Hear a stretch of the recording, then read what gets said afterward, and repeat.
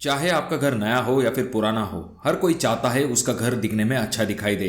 और जब भी बात आती है घर को अच्छा लुक देने की, तो वहां पर पेंट बहुत ही इंपॉर्टेंट चीज हो जाती है। जब भी आप घर को पेंट देते हो तो उसकी वजह से आपके घर का लुक अच्छा दिखाई देता है, आपको हमेशा फ्रेश महसूस होता है। अब हर बार ये जरूरी नहीं कि आप पूरे घर को कलर करवाएं। कभी कभी आप ये चाहते हो कि किसी एक रूम को कलर किया जाए, या फिर आप ये चाहते हो कि किसी एक दीवार को आप कलर करवाना चाहते हो। और साथ में कुछ लोग ये भी चाहते हैं कि वो अपने आप से उन दीवारों को पेंट करें, पर पुरानी दीवारों को किस तरह से पेंट किया जाता है इसके बारे में उन्हें पता नहीं होता है। तो आज का ये जो वीडियो है, यहाँ पर हम ये जानेंगे कि अगर आपकी दीवार पुरानी है तो उसे आप किस तरह से स्टेप बाय स्टेप पेंट कर सकते हो। साथ में हम ये भी जानेंगे कि अगर आपकी कोई एक दीवार है तो उसे कलर करवाने के लिए आपको कितना खर्च आ सकता है।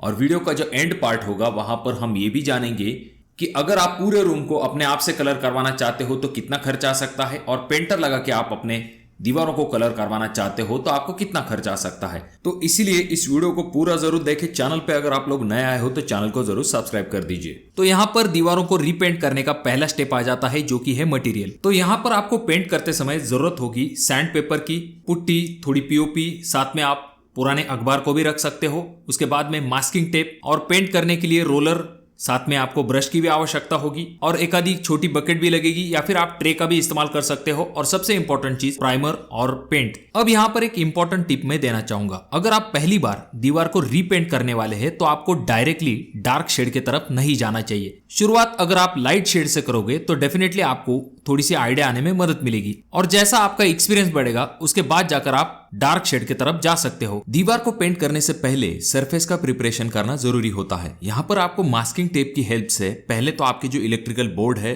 उन्हें अच्छे से कवर कर लेना है। उसके बाद में जो आपकी डोर फ्रेम होगी या फिर साइड की वॉल जहां पर आपको पेंट नहीं करना है, उस बाजू को भी आप पुराने पेपर की मदद से कवर कर सकते हो। और पेंट करते समय पेंट नीचे की तरफ ज्यादा गिर जाता है, इस वजह से आपको फ्लोरिंग को भी अच्छे से कवर कर लेना है, और आपकी स्कर्टिंग जो होगी उसे भी आप अच्छे तरीके से कवर कर लीजिए, क्योंकि पेंटिंग होने के बाद ऐसी चीजों को क्लीन करना थोड़ा सा मुश्किल हो जाता है। इसीलिए पेंट करने से पहले इन चीजों को अच्छे से कवर कर लीजिए। अब दूसरा स्टेप आ जाता है जिसमें कि हम दीवार की अच्छे से सैंडिंग करते हैं, पर उससे पहले आपको मुंह को अच्छे से ढक लेना है और दरवाजे को अच्छे से बंद कर लेना है।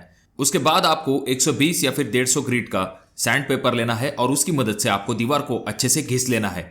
यहाँ पर आपको सैंड पेपर के ऊपर मीडियम फोर्स अप्लाई करते हुए दीवार को अच्छे से घिस लेना है। अब यहाँ पर नेक्स्ट स्टेप में आपके दीवार के ऊपर कोई खिले हैं तो ऐसी चीजों को आपको निकाल लेना है। अब आपकी दीवार के ऊपर जो गड्ढे होते हैं, या फिर आपकी दीवार के ऊपर जो हेयरलाइन क्रैक होते हैं, या फिर जो खिले हमने निकाले हैं, तो वहां पर जो गड्ढे हैं उन्हें हमें पहले तो स्मूथ करना पड़ेगा, जिसे कि टचअप निकालना भी कहते हैं। अब यहाँ पर आपको 50% पुट्टी और 50% पीओपी को मिक्स कर लेना है और उसका अच्छे से पेस्ट बना लेना है। और जहां पर आपके गड्ढे होंगे या फिर क्रैक होंगे तो वहां पर पतरे की मदद से आपको इस पेस्ट को अच्छे से भर देना है।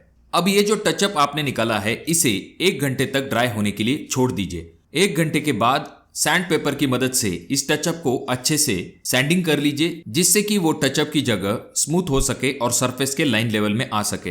अब यहाँ पर नेक्स्ट स्टेप आ जाता है जहां पर आपको पहले तो आपकी दीवार के ऊपर रोलर की मदद से अच्छे से प्राइमर का कोट देना है। अगर आपके पास रोलर नहीं है तो आप ब्रश की मदद से भी प्राइमर को अप्लाई कर सकते हो। जब आपका प्राइमर का कोट कंप्लीट हो जाएगा तो आपको दीवार को 8 घंटे तक ड्राई होने के लिए छोड़ देना है। जब प्राइमर अच्छे से सूख जाएगा उसके बाद आपको पेंट लेना है।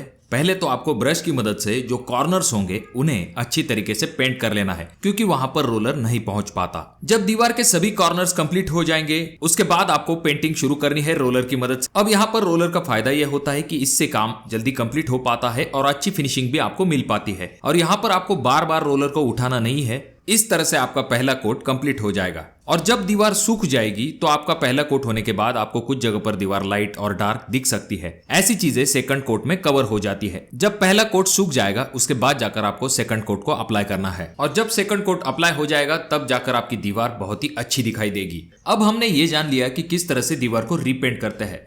अब अगर हमें किसी एक वॉल को रीपेंट करवाना है तो उसके लिए हमें कितना खर्च आ सकता है ये हम देखेंगे।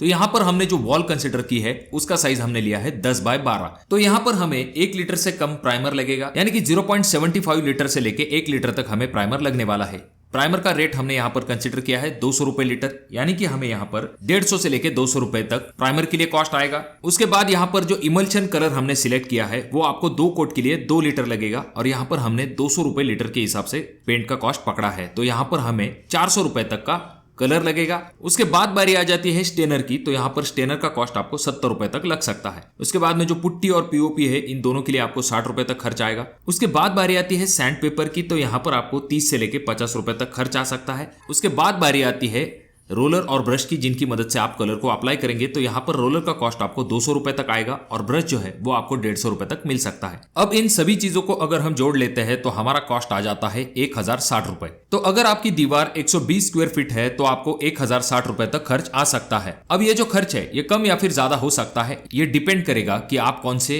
रेट का पेंट इस्तेमाल कर रहे हो इस चीज के ऊपर। और हाँ, ये जो रेट हमने निकाला है इसमें हमने लेबर कॉस्ट यानी कि पेंटर के कॉस्ट को ऐड नहीं किया है। और सबसे आखिर में अगर हम बात करें किसी एक रूम को अगर आप पेंट करवाना चाहते हो तो आपको कितना खर्च आ सकता है, तो अगर आप किसी एक रूम को कलर करवाना चाहते हो तो आपको लगभग 5000 रुपए तक खर्च आ सकता है। उसमें अगर हम लेबर कॉस्ट जोड़ लेते हैं तो आपको लगभग 8000 से लेकर 9000 रुपए तक खर्च आ सकता है। अब ये जो पेंट का कॉस्ट आता है ये डिपेंड होता है कि आप कितने रुपए वाला पेंट इस्तेमाल कर रहे हो। अगर आप महंगा पेंट इस्तेमाल करते हो तो इससे भी ज्यादा कॉस्ट हो सकता है। आपके यहाँ पर लेबर कॉस्ट कितना लगता है इसके ऊपर भी कॉस्ट डिपेंड होता है। साथ में पुट्टी के कितने कोट आएंगे, किस तरह से आप प्राइमर का इस्तेमाल करोगे, इन सभी चीजों के ऊपर डिपेंड होता है कि आपको एक रूम को पेंट करवाने के लिए कितना खर्च आ सकता है। तो आप अपने घर के लिए कौन सी कंपनी का पेंट करवाना पसंद करोगे या फिर कौन सी शेड लगवाना पसंद करोगे, कमेंट बॉक्स में कमेंट जरूर कीजिए। और हाँ, अगर आप पेंट करवा लेते हो तो आपको पेंट करवाने के लिए कितना खर्चा आया इसके बारे में भी आप कमेंट बॉक्स में कमेंट कर सकते हो। वीडियो अगर आपको अच्छा लगा हो तो जरूर इसे लाइक कर दीजिए। चैनल पे अगर आप लोग नए आए हो तो चैनल को जरूर सब्सक्राइब कर दीजिए। वीडियो बहुत ज्यादा ही अच्छा लगा हो तो अपने दोस्तों के साथ शेयर कर दीजिए। और ये जो तीनों वीडियो है इनमें से कोई एक वीडियो आपके जरूर काम में आ सकता है।